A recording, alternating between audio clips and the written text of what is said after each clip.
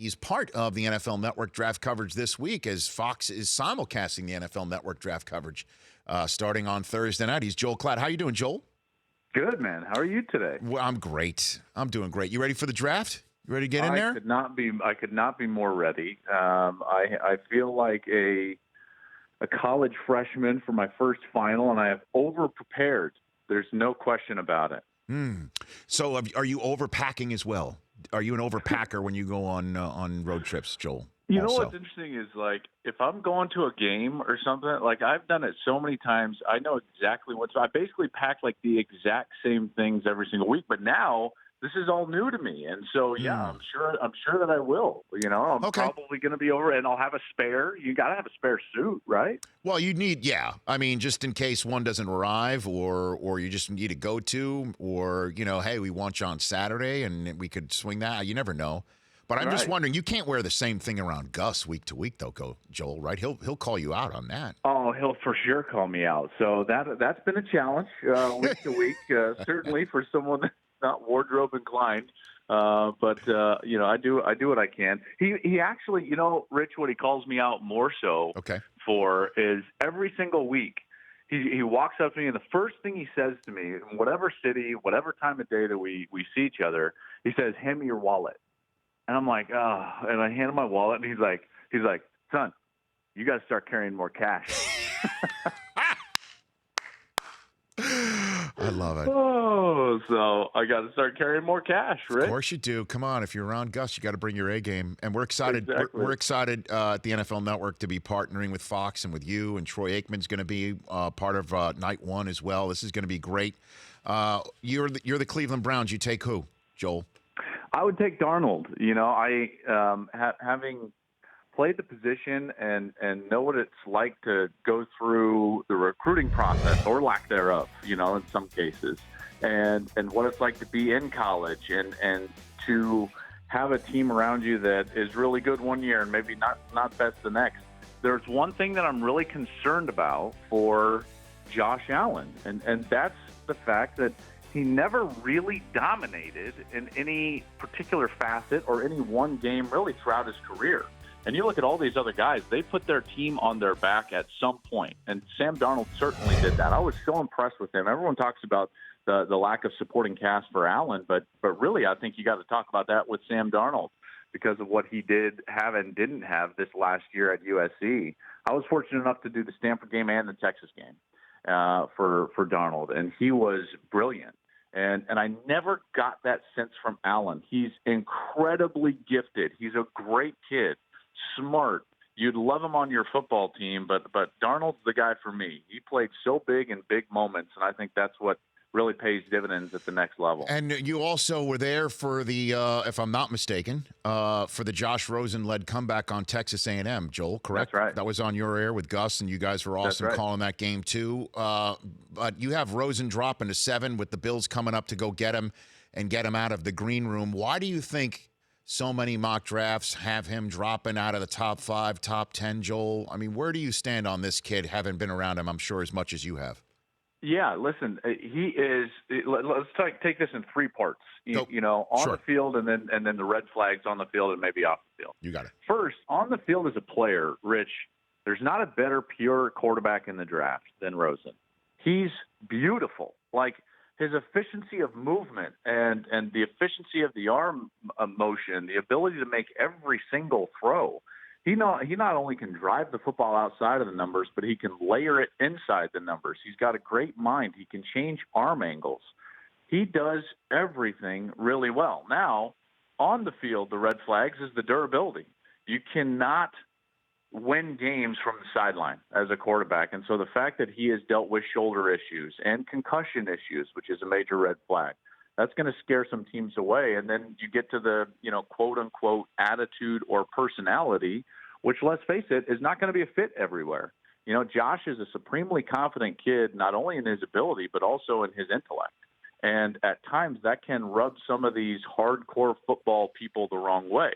I think that the article he did with the ESPN, the magazine, is going to hurt him because it was laced with contradictions. He talked about the fact that one of the biggest things that he regretted from college was the hoopla about the Trump issue with the hat on the golf course. And he said his biggest regret was using the F word, which I understand. He said, hey, I'm a role model. I regret using the F word. And then all of a sudden he used the F word 3 other times in the interview. And I was like, wait, which one is it? And again, these guys are looking for reasons not to draft you. And unfortunately for Rosen, there's too many of those flags, first with durability and then personality-wise, that I could see him of the top 4 being the one that slips a little bit. So what was his relationship with Jim Mora like and the rest of the team inside that locker room? Joel? Listen, his teammates loved Josh. And this, Rich, this is such an interesting question because it's such a different love than the love that the Oklahoma players had for Baker Mayfield. You know, Baker was, he was everybody's bro on the team. You know, they loved him like a brother. And Rosen was a little different than that. They loved him because he was their quarterback, and he played hard, and he was tough. But you get the sense that, you know, he floated a little bit as it relates to the strong relationships and the relational aspect from you know, segment of the team to segment of the team, and certainly from the high school era into the college era. There was an interview he did last year before the season that really rubbed me the wrong way and rubbed a lot of his teammates the wrong way behind closed doors. He said, hey, I chose UCLA to mess with people. And he said that publicly in an interview. And I'm not here to disparage Josh Rosen. Like I said, he's a beautiful player.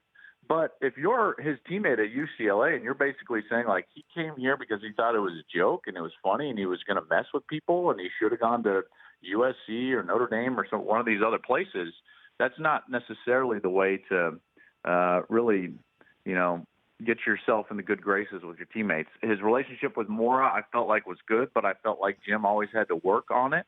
And he was constantly maybe on eggshells a little bit with us. But end of the day, the kid's a beautiful football player, like I said. And there are some markets and some teams that are going to be able to handle that just fine, Rich. And candidly, I think the Giants are one of those. I think New York is the perfect market for him. I have Allen going to the Giants, but I think Rosen probably should go to the Giants.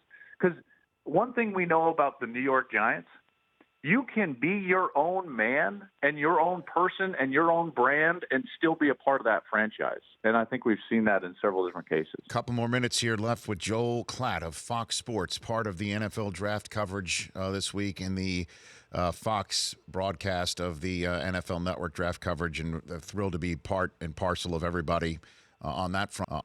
So night 2, Joel, assuming, you know, we're going to get a whole bunch of quarterbacks named on night 2 as well that have an opportunity, like Jimmy Garoppolo, Derek Carr, Andy Dalton, Colin Kaepernick, just to name a few off the top of my head, to have noteworthy professional football playing careers, most of which are still going on right now.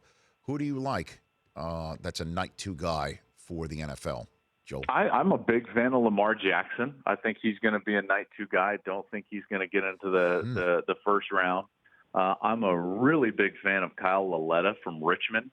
Love his game and the way that he plays it. Very much an NFL-ready style of game. Reminds me a lot of, you can call him, this might be disparaging, but maybe a poor man's Jimmy Garoppolo. But back to Lamar Jackson, Rich, this is the type of guy that's so dynamic on the football field that I think he helps your franchise day one while he's still developing the requisite skills to be an every down quarterback and the starting quarterback. Very similar to Cordell Stewart back with the Pittsburgh Steelers. You know, back in the mid-'90s. So I think Lamar, with the right creative coach, could make a big splash in the National Football League, and I think he'll be one of the most impactful players taken on night 2 from that position. And then I do also want to say there's going to be a lot of running backs on Friday night, Rich, selected that are going to be huge contributors next year. And we saw that last year, obviously, with, you know, those running backs like Kamara getting taken in the second night, but I think there's going to be several of those guys, maybe, for instance, Rashad Penny from San Diego State. Yeah, drop some more of those names. Who else? I think Ronald Jones might slip into the second round. I think we're going to have both Georgia backs, Nick Chubb, as well as Sony Michel. We've got several, I think, wide receivers that are going to slip into the second round. Maybe DJ Moore from Maryland slips into the second round. I think he can help somebody in the slot. Potentially Christian Kirk slips into the second round. Cortland Sutton, who the Cowboys have been seemingly targeting, maybe he slips into the second round. So those are the skill position players that I'm looking at that I feel like have a chance to be really impactful guys on that night too. All right, Joel. Look, as you know, huge fan of yours, fan of your work. The fact that you're part of the draft coverage this week is huge. I look forward to getting a chance to work with you. And just know this, when you're part of the draft coverage that we've been doing on the NFL Network for so long, Mike Mayock only speaks to those he speaks to. Don't speak to him first. Okay, Joel? Right, Careful. right. Just as long as he doesn't ask me to hand him my wallet. See, that's the benchmark. What if I do that on the air Friday night with nobody knowing that we've had this conversation? You know what? What if I do that? Throw to you that way. What if I throw to you that way? Joel, what's in your wallet? Well, then let me give you. I'm looking right now. Okay, I'm gonna hit the old ATM, and then we'll do that. Of course. Then, if I ask you that question, then I'll get emails from the NFL like, "We do not have a sponsorship with Capital One. Do not ask him that question." Right. That is not the official card of the NFL. Joel, you take care, man. I look forward to seeing you in the Metroplex in Texas. I can't wait. All right, Rich. Thanks so much. You got it. That's Joel Klatt. The Rich Eisen Show, weekdays at noon Eastern on Audience.